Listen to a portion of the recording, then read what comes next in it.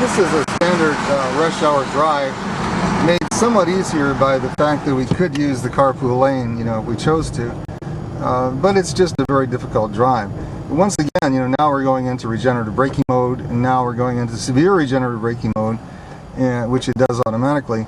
If in an emergency the actual physical brakes, the linkage brakes come on, in addition to the electronic braking of the regenerative braking. So in hard braking, it'll actually come to a stop with the hydraulic brakes. But now we're not using any energy as we're stopped, and so here we are on the 22 freeway, and now they have this new thing where you can go in and out of the carpool lane, not just at the spots where it's designated, where you had to do it before, and we're just sort of cruising along in the most efficient mode, 65 miles an hour, which is plenty, because we're going to have to come to a stop up ahead, and there's no reason to go into any big rush. One of the things you learn with an electric car is just similar to a truck driver. So the car is a momentum machine, and if you drive it to conserve motion, that's energy. And so instead of stopping and starting and blistering acceleration, if you're driving for efficiency, you want to continue the car moving at a steady pace, and not zooming up to somebody's tail feathers, or extension cord, as the case may be, like the people usually do.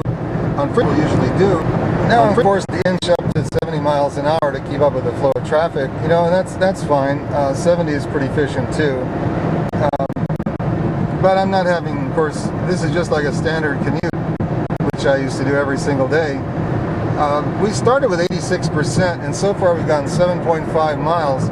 So you add that 7.5 to the percent that's left that reads on this, and you're able to see what your efficiency is.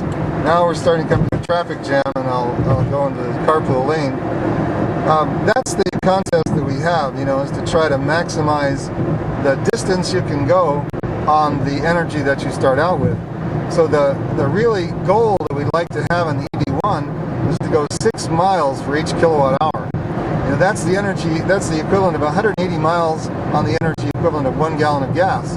Since a gallon of gas has the energy equivalent of about 35 kilowatt hours. Now, imagine going, almost 200 miles on a gallon of gas. That's 10 times better than our fleet average of 20 miles per gallon. And imagine what General Motors would be able to do if they had a few of those high MPG cars. That would eliminate any difficulties in meeting the corporate average fuel economy requirement, the CAFE standards.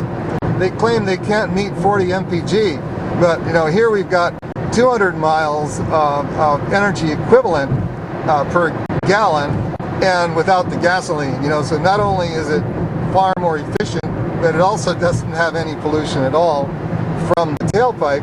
And if you charge it from solar credits from your rooftop solar system,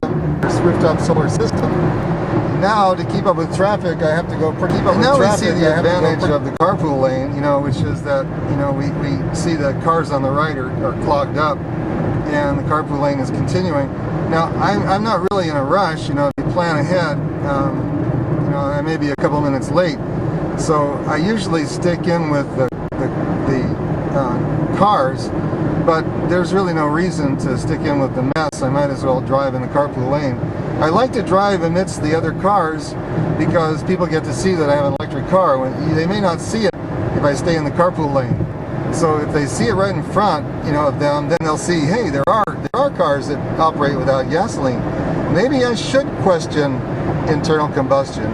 Maybe there is something to these electric cars. Maybe General Motors is a liar. Maybe they're not telling the truth. Which of course,